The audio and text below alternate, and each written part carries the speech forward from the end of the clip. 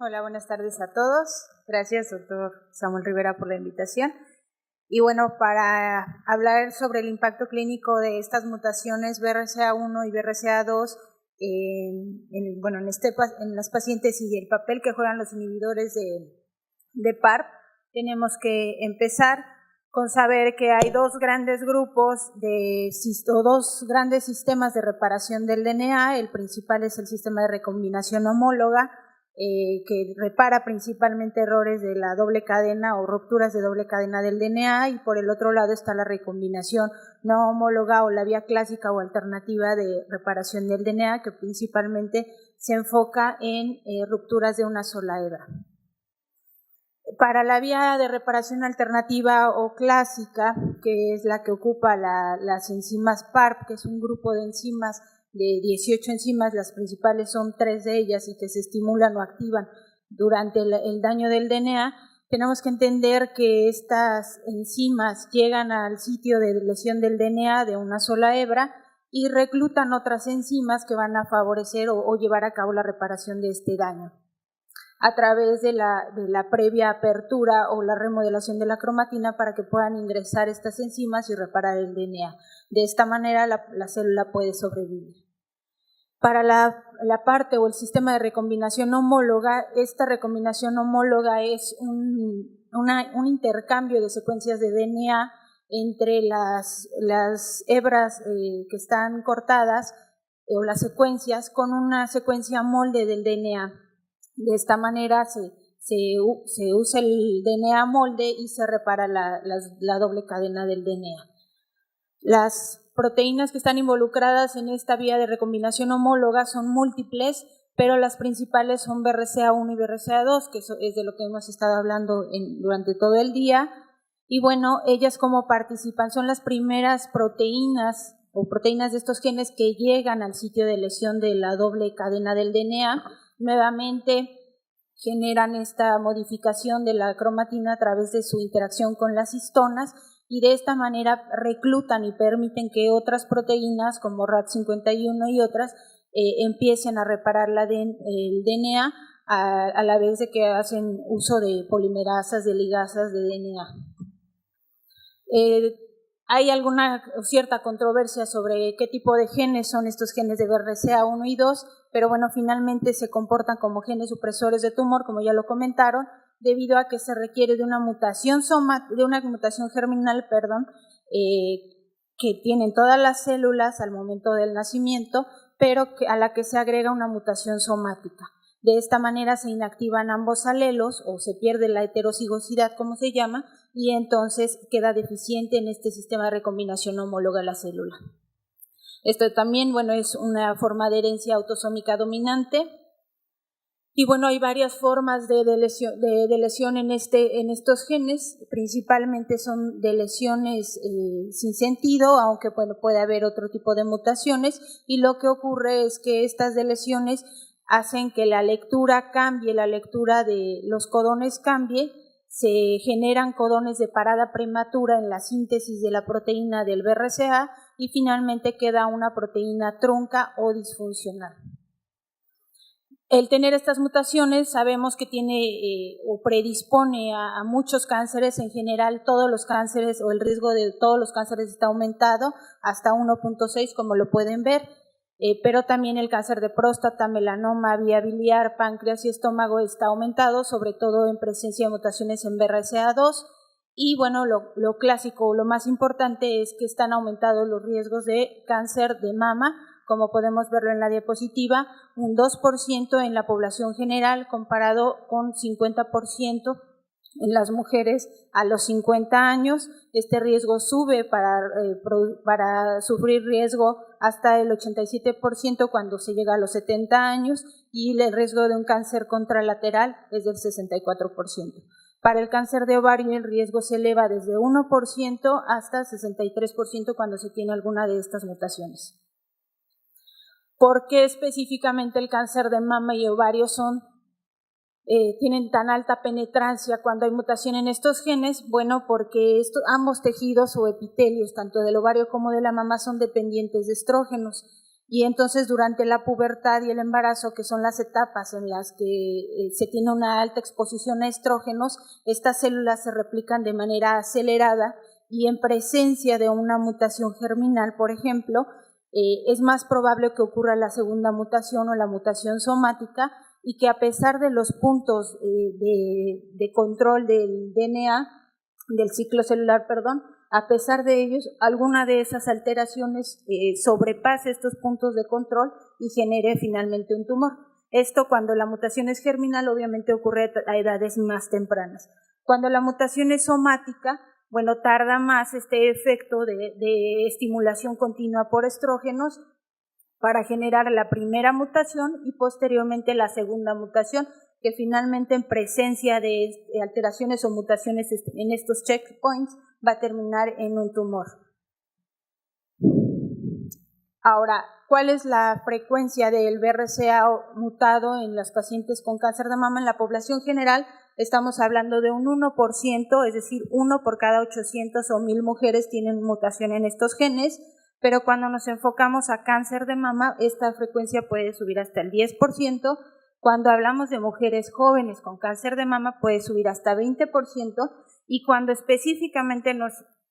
enfocamos en mujeres con cáncer de mama triple negativo, esta frecuencia puede ser hasta 70% para el gen BRCA1 y 20% para el gen BRCA2. Ahora, existe también el grupo de mujeres con BRCA-NES o llamados no BRCA, es decir, son fenocopias o fenotipos copiados de los cánceres con mutación en BRCA, pero que no presentan la mutación germinal del BRCA. Y bueno, en cuanto a cáncer de ovario, la frecuencia de estas mutaciones, como podemos verlo, estamos hablando de un porcentaje de mutaciones germinales de hasta el 14%, somáticas del 6%, y lo que da un 20% del total de los cánceres serosos de ovario de alto grado, pero el 50% de los cánceres de ovario serosos de alto grado tienen alteraciones en toda esta vía de recombinación homóloga, es decir, el 30% restante tienen mutaciones en algún otro punto de esta vía de recombinación homóloga sin que sea necesariamente BRCA mutado. Entonces, ¿cuál es el impacto de estas mutaciones en estas pacientes? Y bueno, como les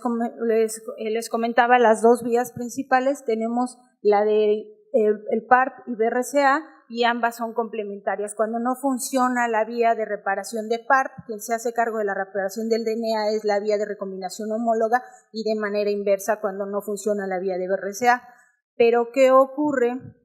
cuando cuando no sirve la vía de recombinación homóloga y usamos un inhibidor de PARP que bloquee la vía de PARP? Pues lo que ocurre es que este inhibidor se pega a las enzimas PARP, y bueno, se conocía como letalidad sintética, que ya se sabe que es uno de los mecanismos menos frecuentes, o solo uno de estos inhibidores de PARP lo presenta. Se pega y evita que se recluten las enzimas que van a reparar el DNA. El nuevo concepto o los mecanismos de acción de los otros inhibidores de PARP, o la mayoría de ellos, es este atrapamiento o anclaje de estas proteínas de PARP que impide que se separen del DNA alterado, y cuando llega la reparación de la vía de BRCA, entonces las pacientes, si tienen un sistema intacto de la recombinación homóloga, la célula logra sobrevivir, pero si tienen un sistema deficiente de recombinación homóloga, la célula finalmente muere. Y esto es lo que se conoce como citotoxicidad selectiva de los inhibidores de PARP, es decir, si la paciente tiene alterado su vía de recombinación homóloga, es en esos tumores en los que los inhibidores de PARP van a realizar su efecto citotóxico. De esta manera, los pacientes que tienen la vía funcional de BRCA van a poder reparar sus células, su ruptura de doble cadena del DNA, y la célula sobrevive, pero en las pacientes que ya tienen alterado el sistema de recombinación homóloga, finalmente la célula muere. Y bueno, se han estudiado en múltiples tumores sólidos, sobre todo los asociados a BRCA, como lo pueden ver en la gráfica de la esquina superior derecha, cáncer de mama, próstata, páncreas, y en la línea azul ven el cáncer de ovario. Para supervivencia libre de progresión fue los que mejor resultados hubo cuando se usaron inhibidores de PARP, y para supervivencia global también el cáncer de ovario seguido por el cáncer de próstata es en los que se ha obtenido los mejores resultados con tasas de respuesta de hasta 31%. Y bueno, es la indicación que actualmente tienen tanto en Europa como en Estados Unidos estos inhibidores de PARP. En este estudio, por ejemplo, se estudiaron las dosis máximas toleradas de este inhibidor de PARP, que es 400 miligramos al día, con una dosis de inhibición a partir de los 100 miligramos 2 veces al día, y aquí lo que se encontró es que había una correlación directamente proporcional entre el tiempo que pasaba para que de que la paciente fuera tratada o hubiera terminado su tratamiento hasta la recaída, es decir, si las pacientes eran resistentes al platino, es decir, había pasado menos de 6 meses del tiempo del terminado del tratamiento a la recurrencia, la respuesta era menor que aquellos en donde el tiempo libre de enfermedad era mayor. En este estudio encontraron también que a mayor dosis del medicamento, dosis de 400 miligramos 2 veces al día, ofrecía mejores respuestas objetivas, mejor beneficio clínico que cuando se comparaba con 100 miligramos, y además de que se corrobora que los pacientes con enfermedad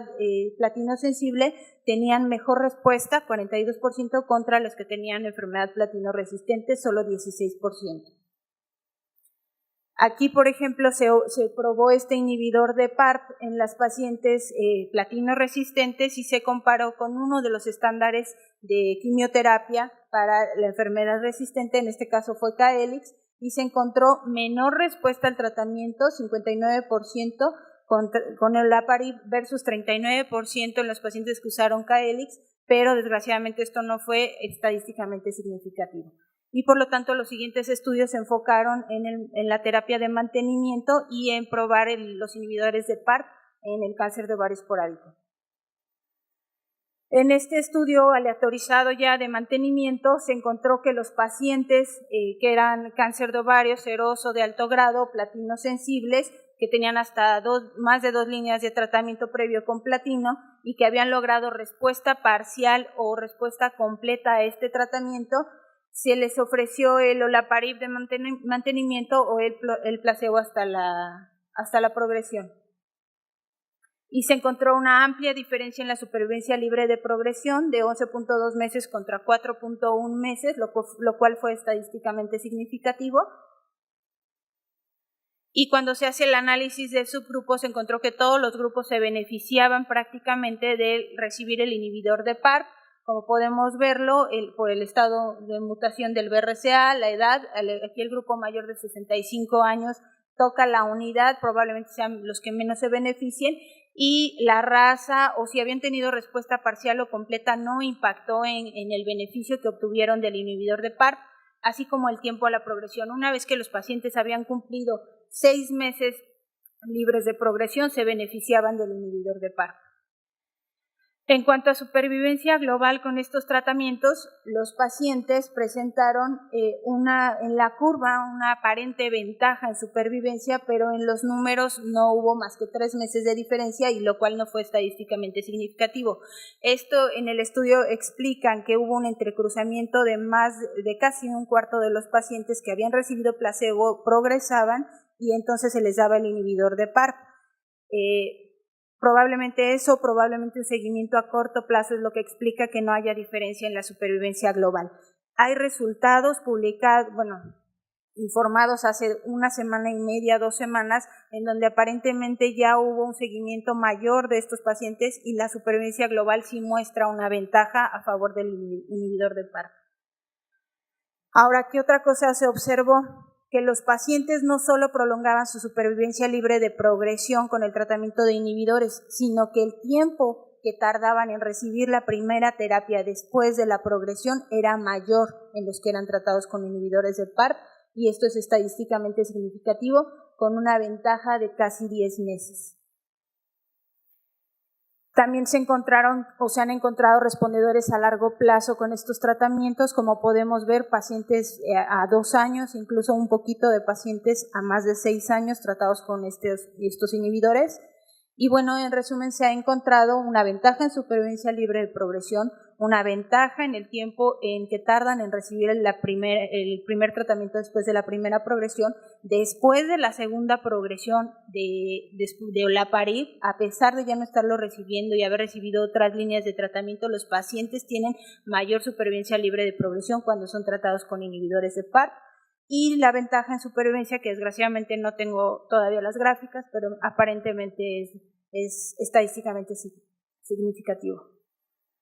Y bueno, una toxicidad, no se ve bien la gráfica, pero principalmente estos tratamientos dan toxicidades hematológicas y fatiga que no sobrepasa el 15%, la toxicidad grave, y la toxicidad en menor grado puede alcanzar hasta el 70%. Ahora, ¿qué ocurre cuando el paciente hace una resistencia a los inhibidores de PARP? Es equivalente a que haya resistencia también a platinos, y esto surge esta idea surge por el hecho de que se reportan en el 2008 unas mutaciones secundarias de BRCA, en donde aparentemente los pacientes que se volvieron resistentes a PARP fueron porque recuperaron la funcionalidad de los genes de BRCA que tenían mutados. Más adelante se hace un estudio o un análisis de la quimiosensibilidad a platino después de haber recibido inhibidores de PARP y haber progresado a ellos, y se encuentra que no es equivalente,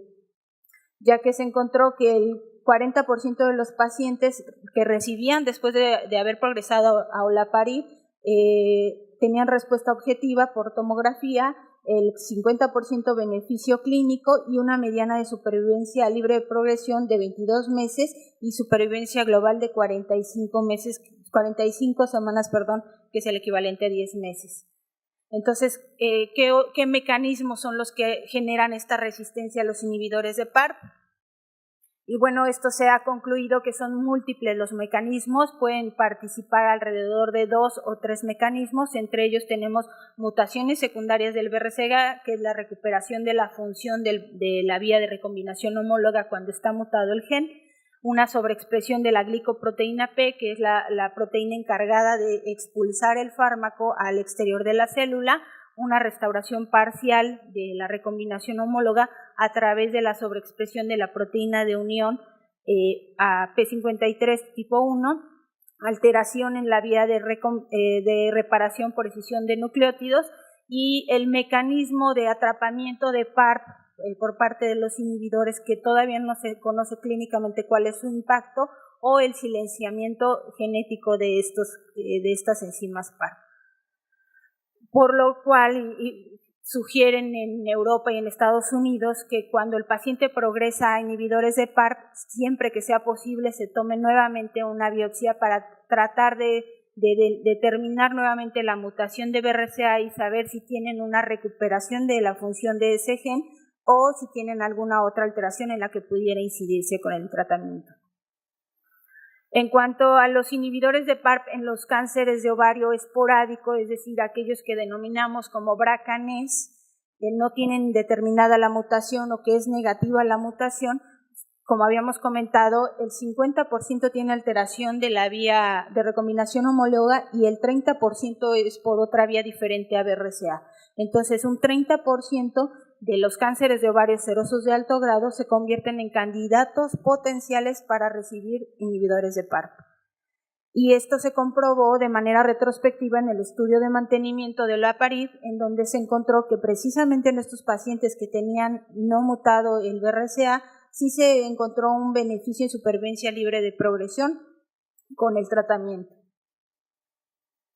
Y bueno, una actividad como monodroga también que va desde el 15% al 24% de respuesta y una mediana de duración de respuesta que va desde 5 meses hasta 7 meses. Ahora, ¿cómo saber quién puede responder a inhibidores de PARP y quién no va a responder? Bueno, existen muchas pruebas que están corriendo en otras partes del mundo, entre ellas es las pruebas de la proteína RAD51 para valorar la funcionalidad de toda la vía de recombinación homóloga, la firma BRCA-like, y la inmunohistoquímica de la proteína BRCA1. En cuanto a la firma genética BRCA-LIGHT, es decir, son pacientes que no tienen mutado el BRCA, pero que genéticamente tienen otras alteraciones que simulan una mutación en BRCA, perdón. Y bueno, esto se considera como una pérdida de heterocigosidad alta, de score alto, cuando es muy parecido a las mutaciones BRCA, y cuando es bajo es cuando tiene solo algunas alteraciones o pérdida de heterocigosidad parecidas a las de BRCA.